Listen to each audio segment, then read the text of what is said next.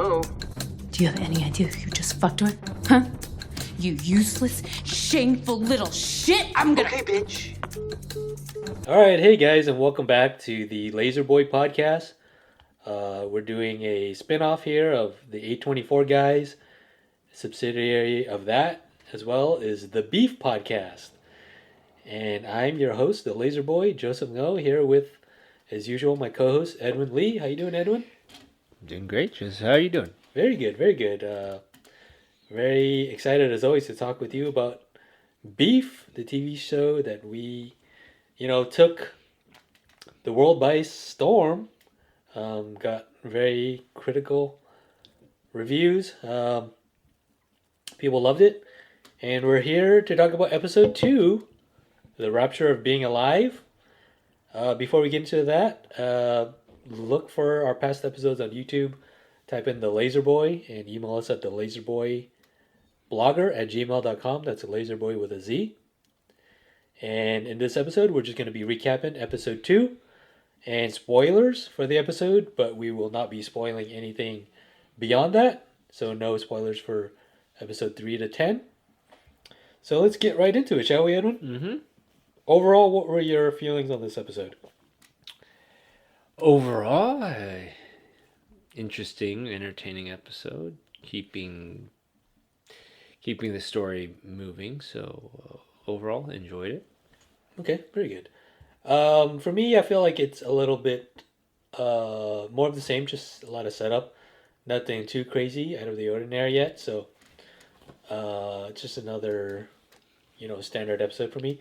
But we'll get into more of that later in our Yelp review at the end. Speaking of Yelp reviews, Amy gives 1 star on Yelp for Cho Services Construction. Well, again, it can direct continuation off of the end of episode 1. Amy's just like livid, going back into her house, grabs her gun, and no more paper towels, and she's just like, And when she's just furious and rage. Yeah, and when she's in this angry state, Oh yeah, she threatens a crow, which, again, this reoccurring crow. So yeah, just a lot of hint dropping and just kind of foreshadowing. Foreshadowing For sure. And then she's looking up the I love this image of her like on her phone looking up the license plate and googling Daniel Cho handyman, and she has the gun in her hand. That's a very cool image there. And contentious look on her face. And again, this idea of not being heard, not being acknowledged. Amy is so upset and raging against not being heard, and she gets hung up on by Danny. Like, she wants to just vent and like let him have it, but Danny's just like click, Yep. And again, that lack of satisfaction, the lack of expressing yourself, the lack of being heard, and it's just, she's in the middle of it. She's like, "You shameful little, do you have any idea who you just fucked with? You useless, shameful little shit. I'm gonna okay, bitch." Click, She just clicks, and she just, and that just makes her even more upset. Yeah. She's about to shoot. She's like pointing the barrel at the gun. That's when George comes in and sees her. And then boom, title card Beef. And interesting piece of art there. And then we get a cut to a scene of him grilling some beef. Yeah, it's a great thematic visual there, which he's mad overcooks, by the way, which Paul later criticizes. Yo, remember that guy I got into that road rage with? Turns out it was a woman. Sometimes rock bottom is your trampoline. so he's feeling good about himself, Yeah. maybe even a little smug, like, okay, things are going to turn around until... Right, the 1-star Yelp review by Amy L. If you need an incompetent handyman with no skills. P.S. He pissed all over my bathroom, 1 star. Which I suppose is true. Yeah. So he's pretty taken aback by that, saying I've never met this woman, and using that as a kind of like motivational Yeah. monologuing to Paul here. Who's that woman, by the way? It's just someone who lives in the apartment and Oh, it looks like she was about to go swim, but then Yeah. she saw them and she's like, maybe next time, which is kind of, what's that word? Xenophobic? Yeah, I don't know what they're trying to say with that. I never really paid much attention to that, but showing that, I guess there's still people today where Asian American males are a little unsexual, desexualized. Sure. A slight commentary on that, right? Yeah. Yeah. I didn't really see that the first time I saw it, but seeing it here in the recap. 3 10x trades. 1K to 10K, 10K to 100, 100 to a million. Boom. You're just saying higher numbers. It's kind of like that one Future song, right? Commas? Commas. Okay. Kind of remind me of commas. Okay. Something commas, right? Again, she's using multiple accounts, and she opens up one up for June Nakai. Bad plumbing, bad breath. 1 star. Hilarious.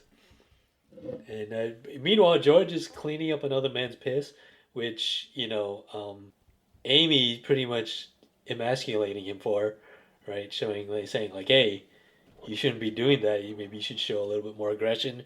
Maybe you should be taking my side. Maybe you should she's kind of belittling him, right? Because George is sympathizing with Danny. He's Yeah. like, did you do anything to upset him? Right, Rather yeah, than 'cause take she knows her him. side. Exactly, she knows which him. makes Oh, Amy sorry, she knows even her. more angry. Yeah. You never know what someone's going through in life. Might be bladder issues. What? Why else would he urinate on the floor? Again, just this unsympathetic world that doesn't support her and is just like not listening to her. It's just Yeah, she's like, why are you assuming it's my fault? makes everything just worse and worse and worse.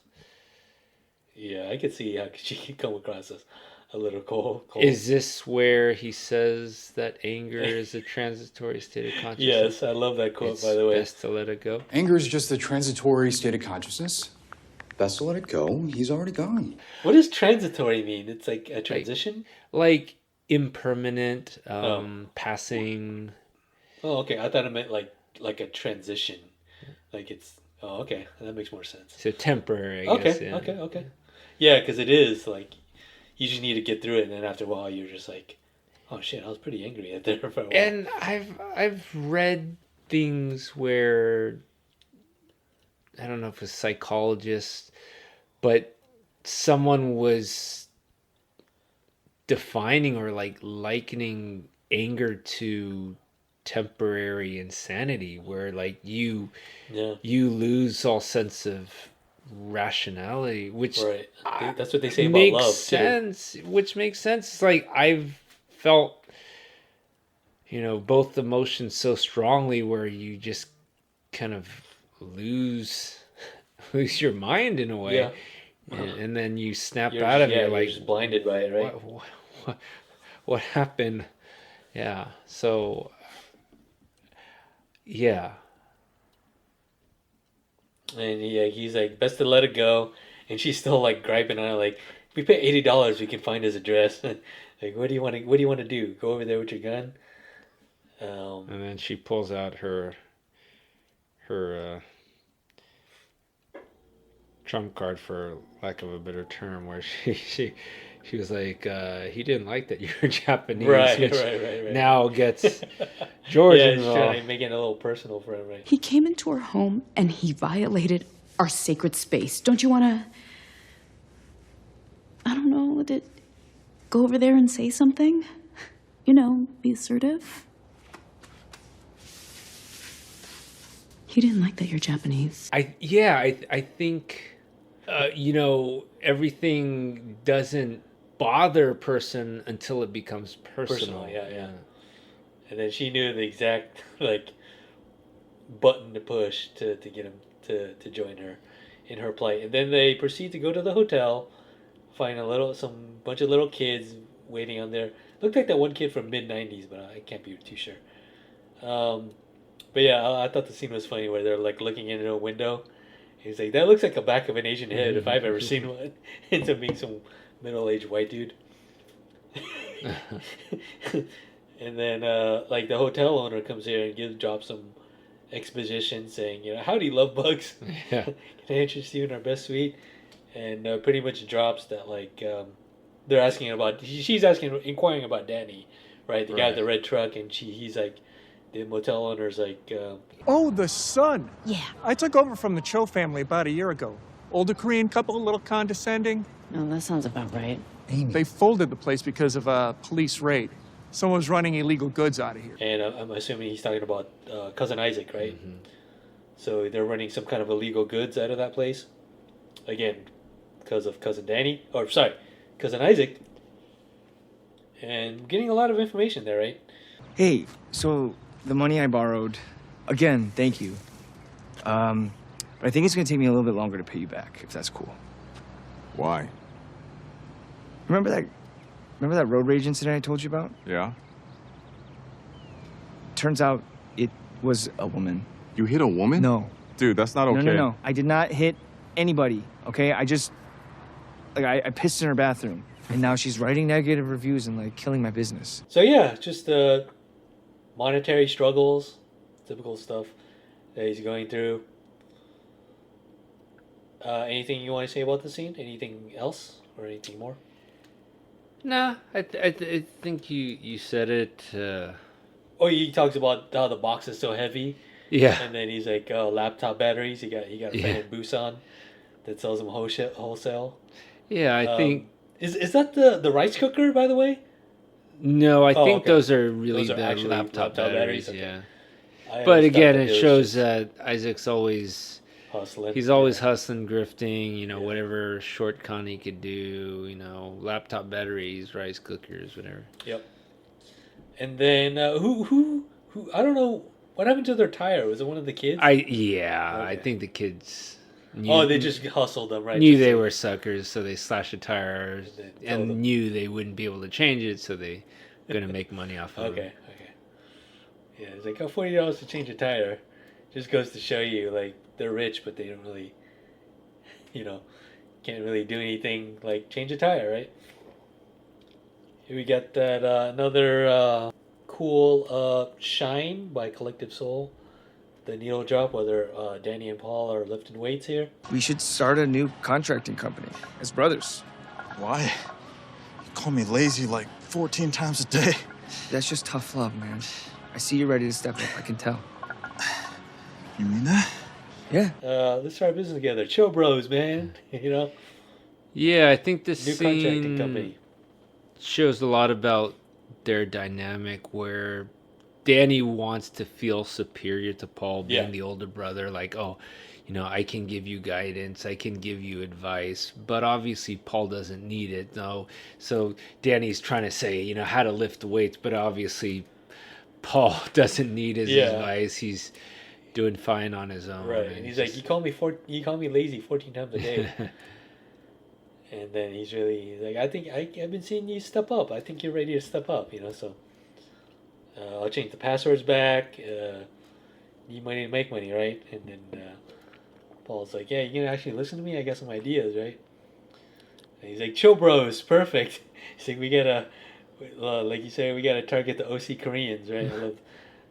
I love that. I love that line. Come on, we're OC Asians here, so Edwin's an OC Korean, so they're going to be targeting you there. And then he mentions Veronica, and then Veronica's Danny's ex, who he gives him some history that they met at UC Irvine, another place for a lot of Asian Americans. And then that's where she met her husband, Edwin. Yes. No relation. Yeah, I felt a lot of familiarity with a lot of things in the show. I'm like, man, is the person who wrote the script know me or something? Because I haven't met too many Edwins in my life. But yeah. Hey man, another reason for you to feel connected to this show. I'm glad you got a name drop in there too. I wish there was a Joseph in here, but it's all good. We got a scene with Amy and Naomi. Naomi is Jordan's sister-in-law. I believe she's married to Jordan's brother, right? And they live like in the same block. So talking about they have kids the same age. They're having a play date. Talking about how June bit her teacher and then Izzy bit her dog, not the other way around. So talking about how Jordan like talks, business advice with Naomi. I don't know if she's trying to like bring herself up, with some lies there. Probably, right? Yeah, you could see this rivalry, Yeah. jealousy, envy between the two. We'll find out later that it's not really, all is not as it seems, right? Yeah. She's interested in Naomi for a lot more Yeah. carnal reasons. But yeah, it's nice to see that she has somebody to vent with. As well as have a play date for June. For Junie there. And oh, I sent this one video to her recently. Did you see the road rage thing on Nextdoor? Is that an ad? And that's going to be another plot thread that's going to, resolve later. So, And I believe Naomi says something about like she can't understand what they're so angry about. right. Which makes sense, if you don't have that same feeling of that inner rage and being stifled and unheard, yeah, you wouldn't understand. Right. Yeah. You just see it as Just random. aggression. Yeah. Like, who are these awful people? Going to Veronica and Edwin's. They give Edwin appearance here. Talking about Veronica's pregnant, by the way, so they're just trying to get some contracting work here. Edwin's a great looking guy, by the way. He's a very handsome guy. He could be a K-pop idol. Is Veronica Korean as well? I'm not sure. I believe she is. Yeah. I'm sure they both went to they a went to the Korean same church. Yeah. Okay, yeah. So, again, back to the notion of meet a nice Korean girl at church, right? Yeah. By the way, Paul said that he's always liked Veronica in the scene previous. So they're talking about like their church, and Edwin's leads praise team, by the way. Nothing like the real life Edwin here. No offense. I think you're better off. Paul's just going to town on whatever the appetizers they got out there. He's just fucking. He's a big guy. Yeah, he's a growing boy, right? So he gets a 911 text from Isaac, who just wants to just shoot the shit. He said an Asian couple was looking for you. They looked rich. Dude, what does this bitch want from me, man? And it seemed like Chad, or Isaac lent some money to Chad. So that guy's just like a human bank, I guess. He lends money to anyone and everyone. I guess to curry some favor, right? Yeah. Sure. He's like the town, illicit bank. Or the town godfather. Right, that's a better terminology for that. Thank you. By the way, Danny gave him his truck in Isaac's name, so it's gonna be another plot thread that's gonna come up later. This is a funny scene, not funny, but interesting scene that Danny's like rock cradling that teddy bear, like he wants a kid, he's got baby fever, or he's just the biological clock is ticking for him, right? Or so his parents would have him believe. Any more thoughts about the Veronica Edwin scene, other than the fact that Edwin is your namesake? Obviously, it'll introduce, plot threads later on. It rekindles relationships from Danny's past. Right. I mentioned earlier that June bit a teacher. I meant she hit a teacher. Izzy bit her dog, or a dog. It just sounds hilarious when you say it out loud. Yeah. Oh, and I think Veronica mentions that her friend Esther needs some kind of housework or construction work. So she refers them to Esther, which is going to be also another very, very minor supporting role later. But that's worth noting that we'll see Esther later, actually. So, yeah, here's another scene back with Amy and George. Hey, honey, let me help you with that. Turn It's around. fine. I can do it. Oh, I don't mind. Makes you dependent on me so you can't leave. I can tie a tie. George, come on.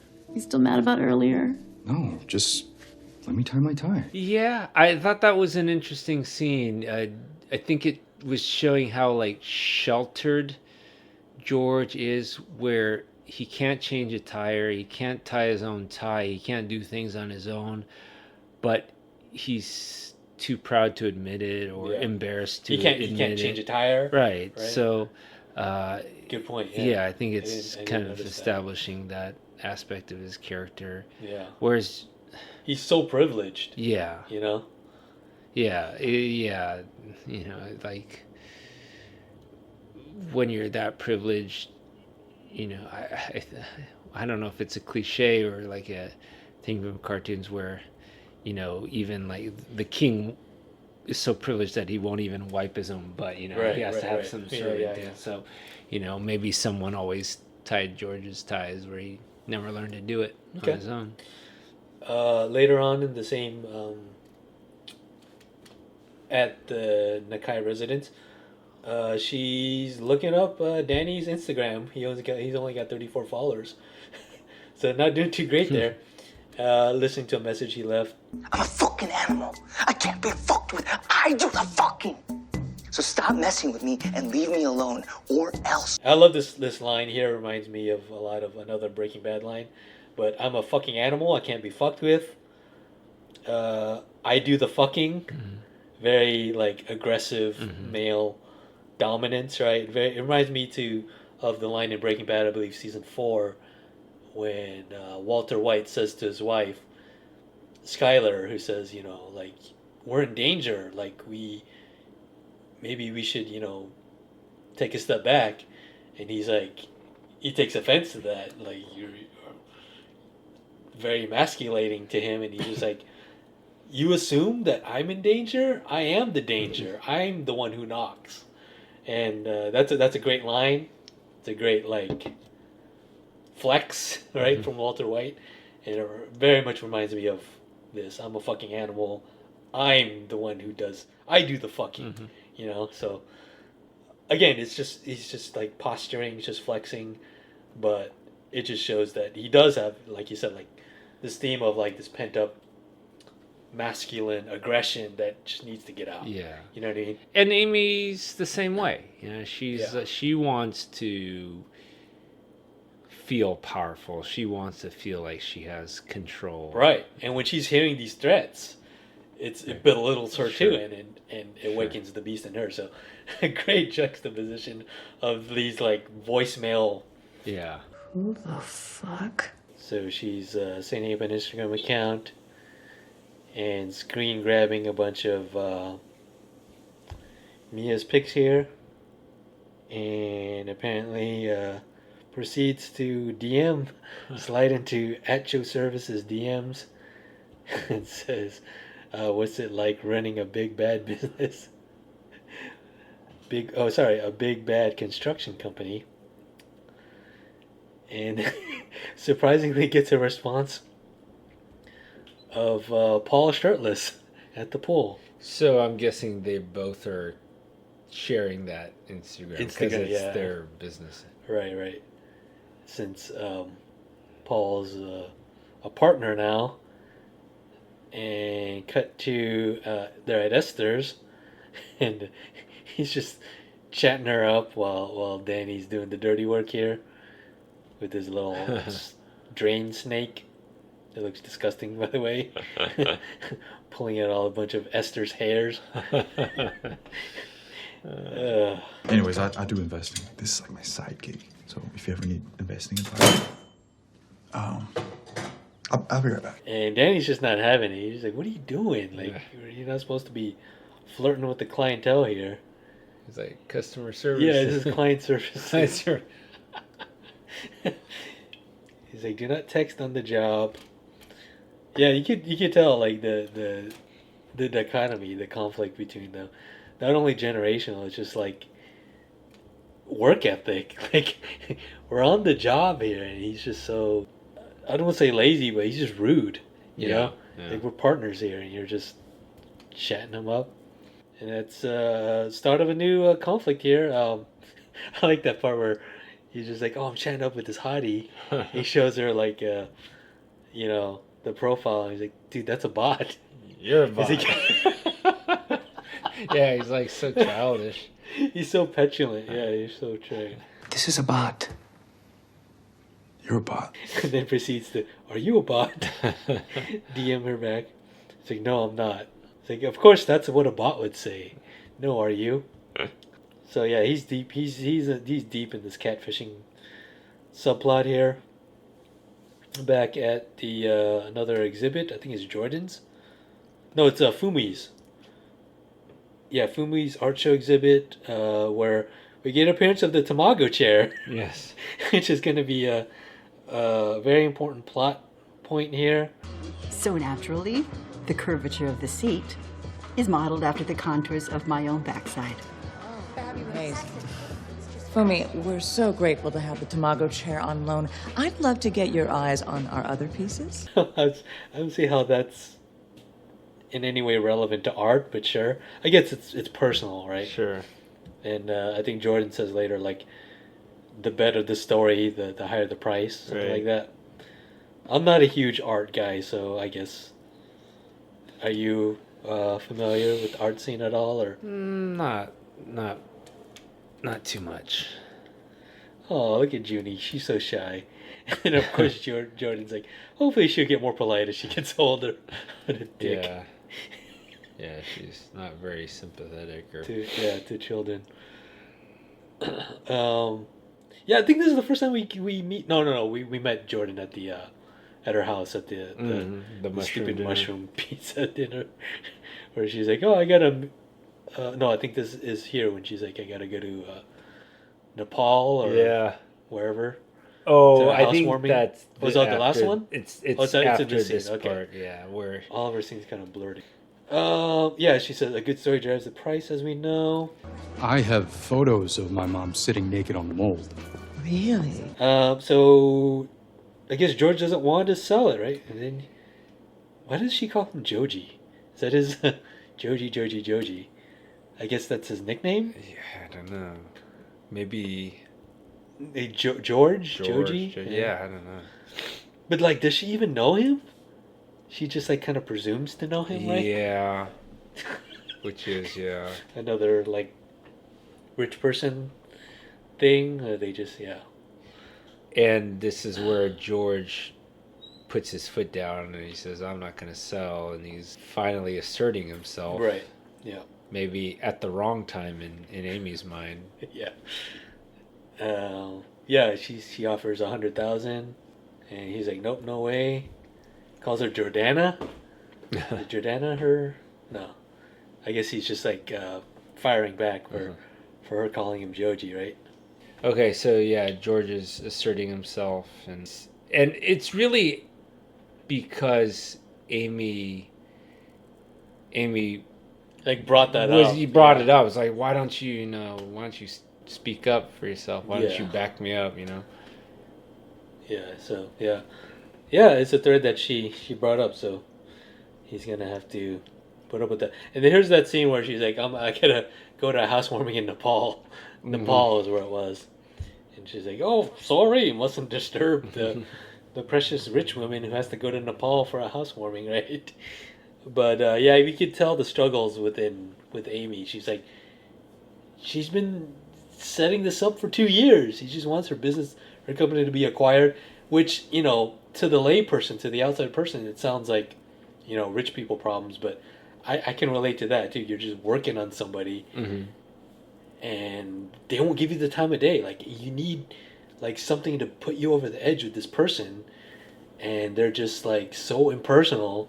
Like, what do you need? You got to do something, right? So I get that. They don't teach you that in business school, but I guess Michael Scott from The Office will tell you people will never go out of business because a lot of business dealings comes down to personal relationships.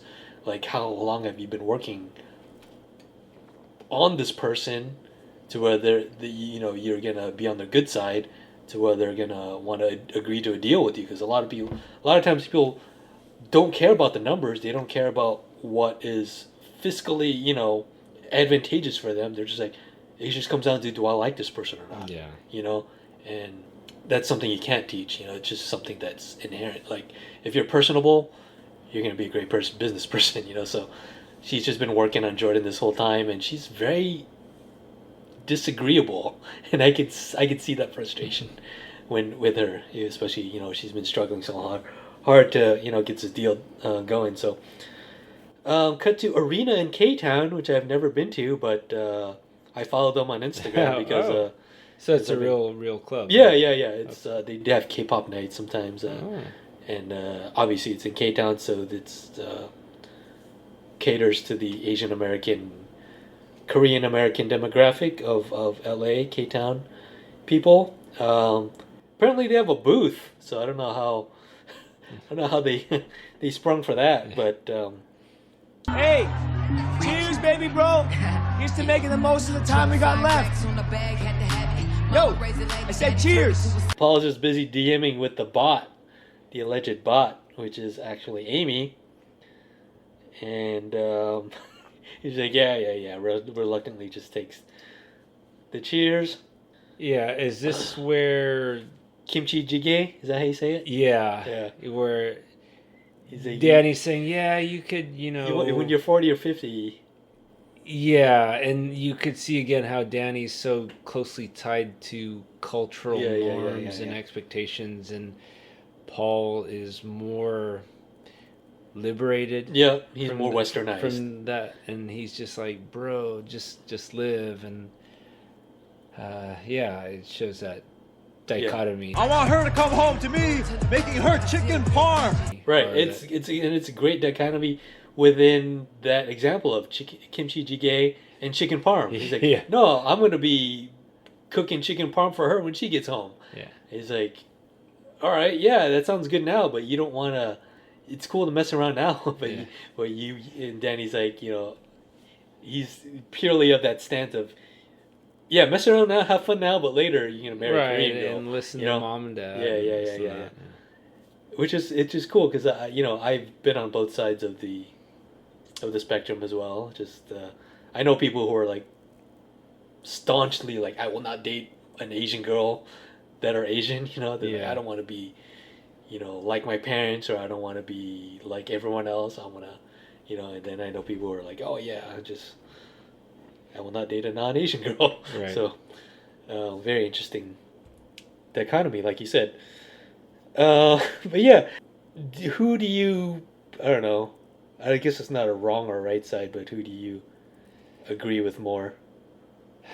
Well, I guess it's not even a question of that. Yeah, but, I don't know if they have to be mutually exclusive, because I personally feel stuck in the middle. Okay.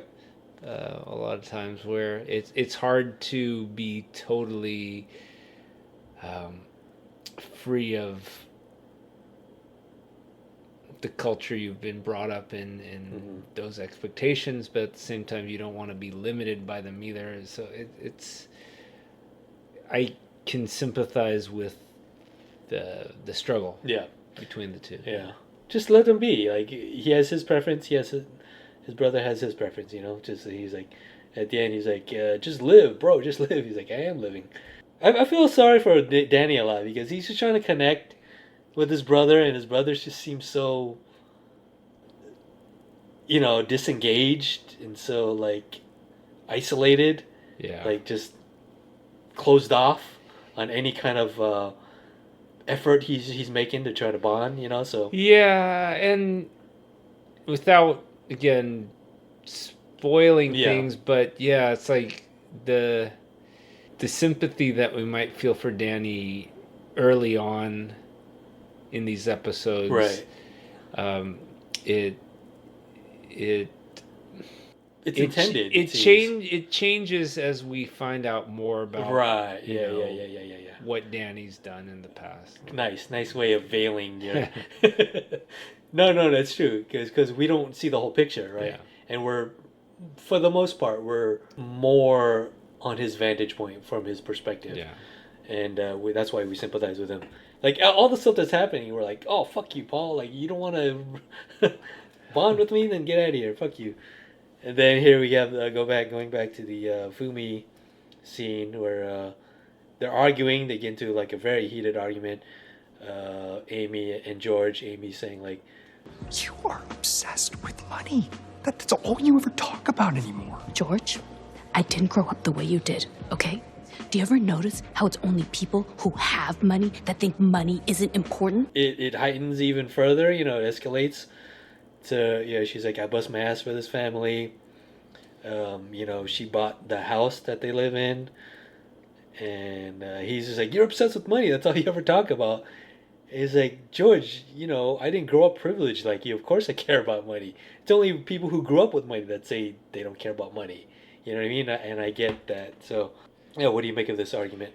Yeah, you can see again their relationship is celebration of cheers is fraying, and that they don't relate to each other, which kind of makes you ask, well, how did they get together in the first place if they're coming from these different worlds? But like you were saying earlier, love can be blinding, and so maybe they were just so wrapped up in attraction and love that they didn't see or acknowledge their differences, or maybe they thought that their love could rise above that. Mm-hmm. But you can see that the issues are definitely there. Yeah. I don't know if... Well... Yeah, go ahead. No. Finish your thought, yeah. So, in this exchange, I think Amy brings up George liking Mia's I was gonna pics. bring that up. So it escalates further. Well, Amy first says she wants a break from work to enjoy things. It seems like that's her stance. She's just like, she's working. She can't even enjoy the house that she bought. Yeah. And she's just like, I need a break. And George just doesn't understand that, and then goes further into the issue of George liking Kayla's. Sorry, what did I say? Kayla? Is it Kayla? No, it's Mia. I don't know why I wrote Kayla here for some reason. Okay, so it's Mia's Instagram pics, and he's like, liking Mia's bikini pics is helping my business. How? I don't even look at the photos. I just read the captions. Do you think I'm stupid? A great excuse, but come on, it's Instagram. It's posting pictures. Nice try though. Nice try, George. Nice try, Joji. And so again, it's foreshadowing. Yeah. And is you know why I said Kayla? It's because that's what she uses. Oh, that's the name that Amy uses for catfishing. That makes sense. So I think she actually reveals that she used it to like fuck herself, and for lack of a more generous term, but and then she says she admits to George that sex with him is vanilla. I was masturbating with the gun because sex with you is so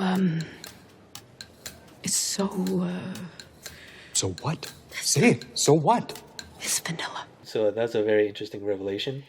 And Amy says that she wants to be taken care of in everything that encompasses, whether it's,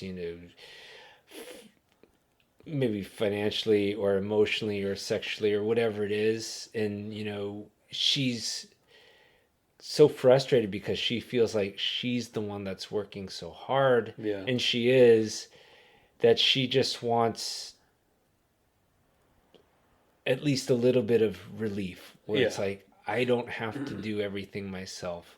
someone can, uh, take care of me emotionally by listening to my Sure. Yeah. what I have to say, or taking care of me financially, where I'm not working myself to death, right? Doing all this stuff. Like, can someone even like lighten that burden just a little bit? Yeah. Or yeah, she says explicitly here, I was masturbating with a gun because sex with you is so vanilla. So she says it outright, explicitly. It's vanilla, George. And then George's like, is this about the piss?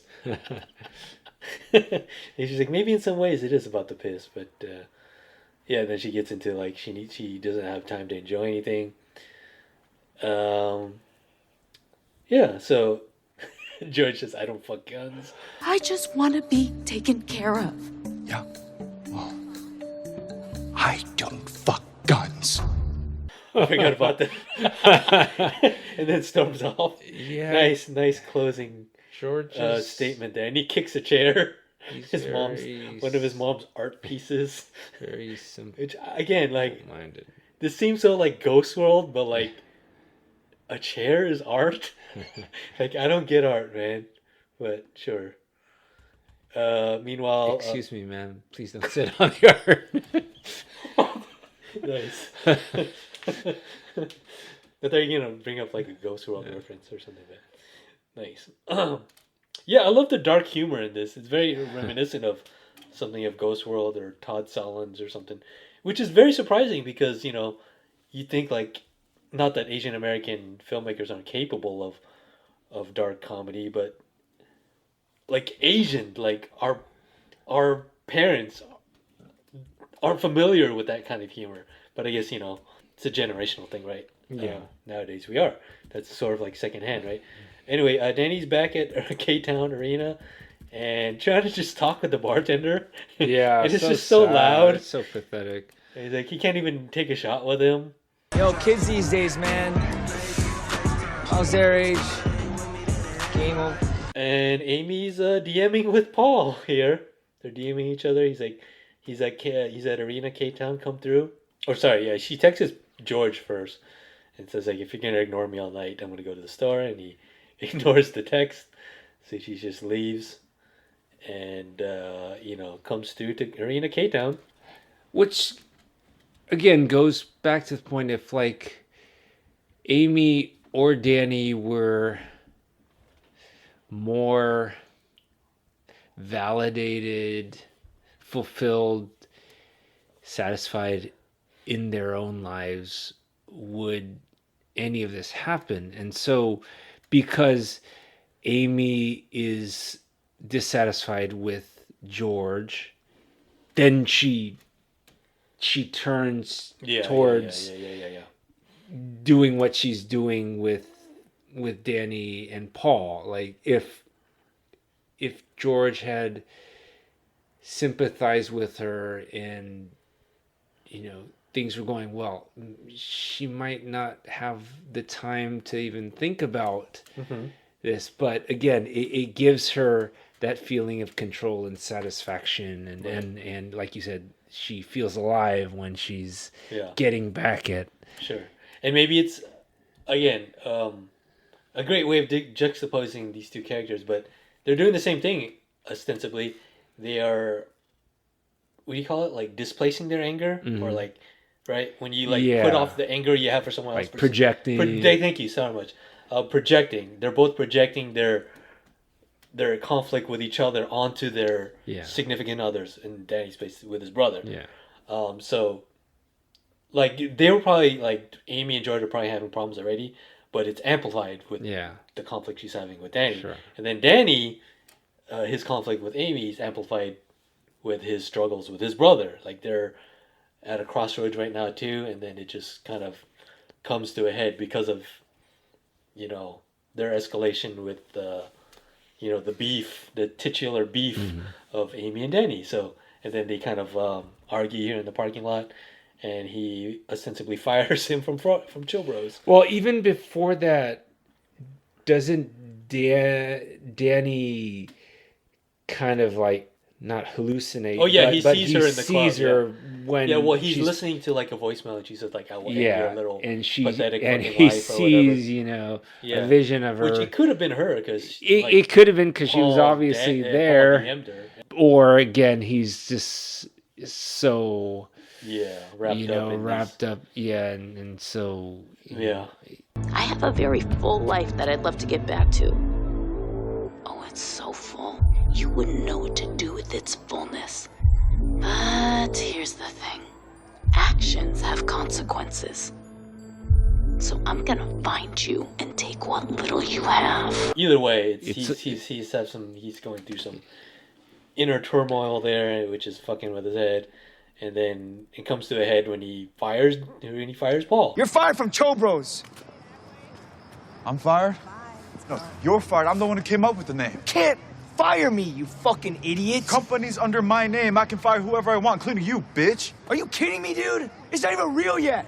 The only reason I asked you is because I can't use my name. Well, whose name are you gonna use, huh? Mom? Dad? You don't have anyone else. Isaac already offered. Get the fuck out of here. And then he kind of reveals to him, like, I didn't even want you, right? Like, I just used your name to get a new business.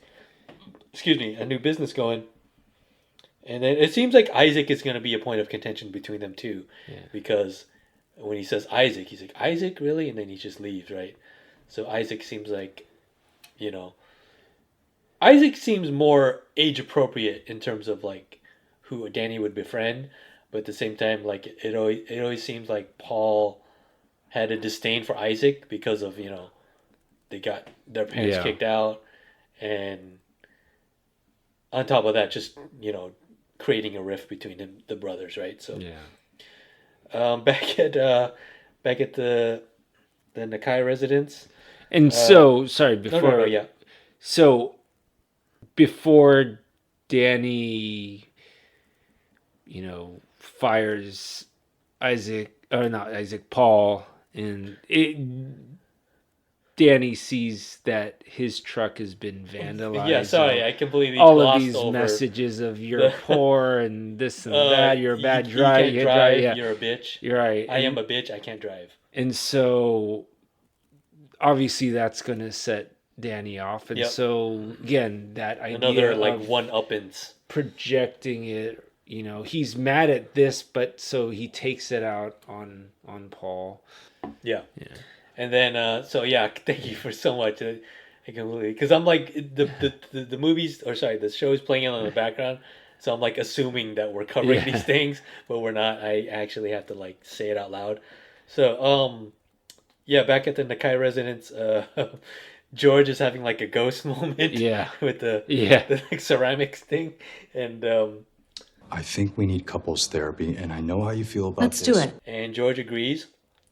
And it seems like they're on the same page for once, right? So and I think again, Amy's in a good mood to even suggest couples therapy. Right, she got the rage out. Right, she feels satisfied in a smug way. Like, I got back at this Danny guy.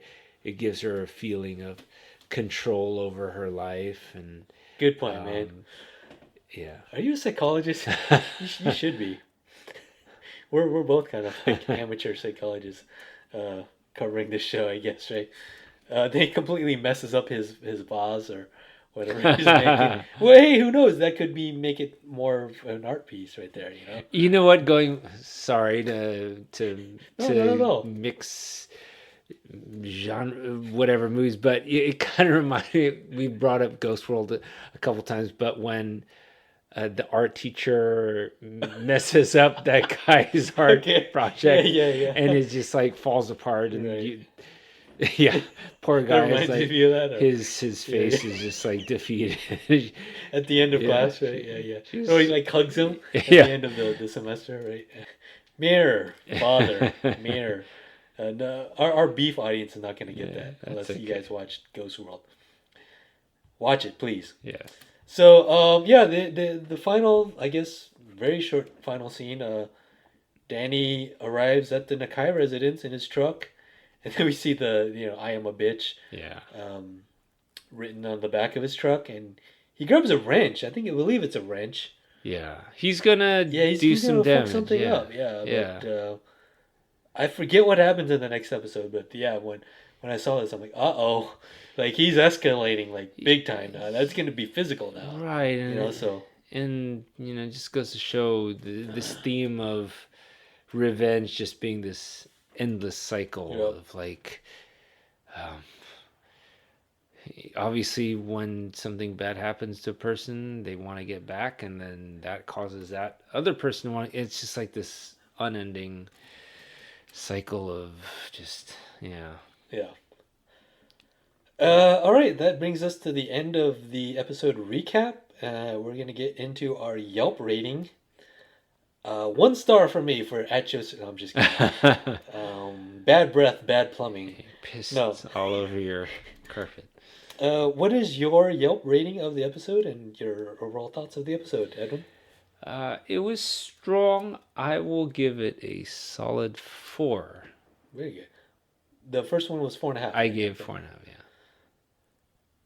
And reasons?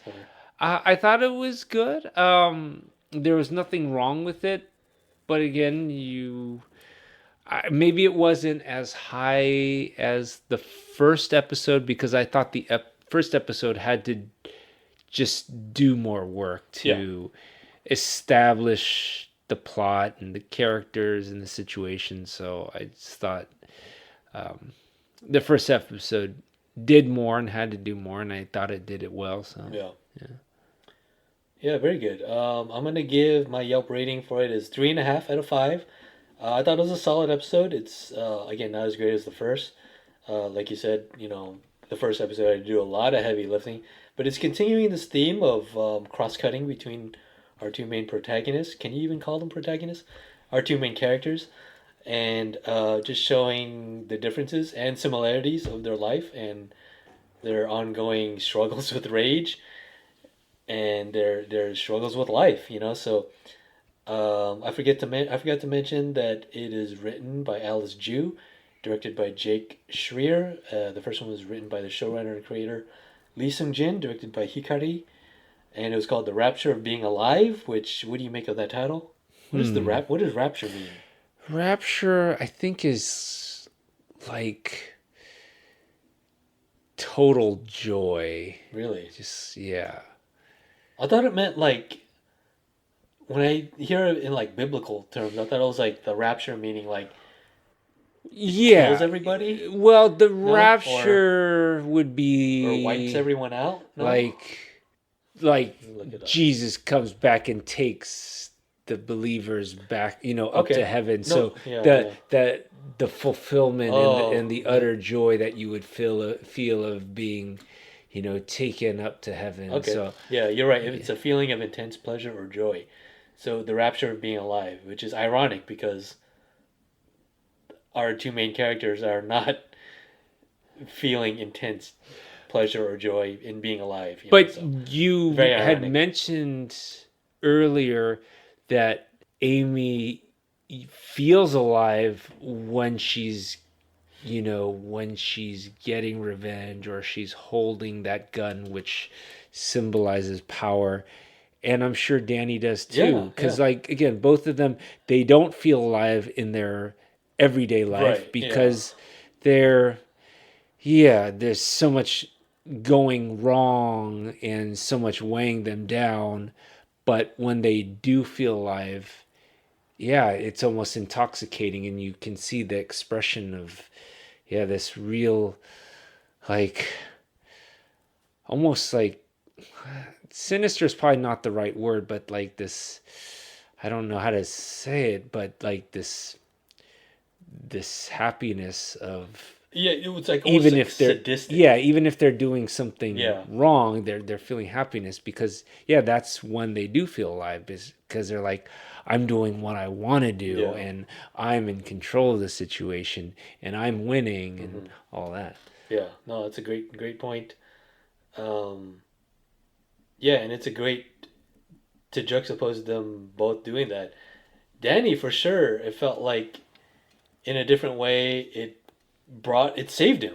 Like he said, in the beginning of the episode, a lot of people's rock bottoms are their trampolines, And for him, it saved his life, and not only did that, it gave him a welcome respite to continue living on and in a dark way, you know, accomplish some kind of sick and twisted goal of his. Yeah. You know? So it's giving him purpose. Yeah. That's the main thing for sure. And for her, it's almost like an odd BDSM fetish. Mm-hmm. You know, it makes her feel alive to do like such dark, like almost like an adrenaline junkie too. You know, like they're so kind of weighed down by their mundane mediocrity of their lives that they need any kind of jolt of adrenaline just to stay alive and be turned on by it, you know. So that's gonna do it for the episode. Great couple episodes so far, and I can't wait to see where it takes us, right? Yeah. So we will probably be recording again in a week, so we probably won't release it for another week. I know this the series dropped in April 6th, 2023, so we're a little bit late. We're not very, you know, hot on the trends, but you guys want us to do it right or quick, you know? So we had to do a lot of research and rewatch it, and of course our schedules didn't match up. So thank you for bearing with us, guys, and we hope you guys listen to future episodes and enjoy. Yeah, thank you again, Edwin, for joining me. And oh, sorry. Let me drop also. As we ended up very abruptly.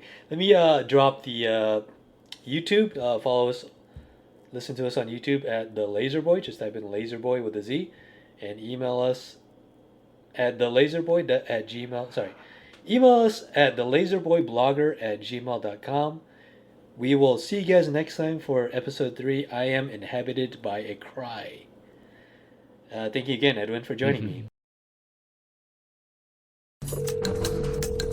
You've reached Acho Service Construction. Danny can't come to the phone.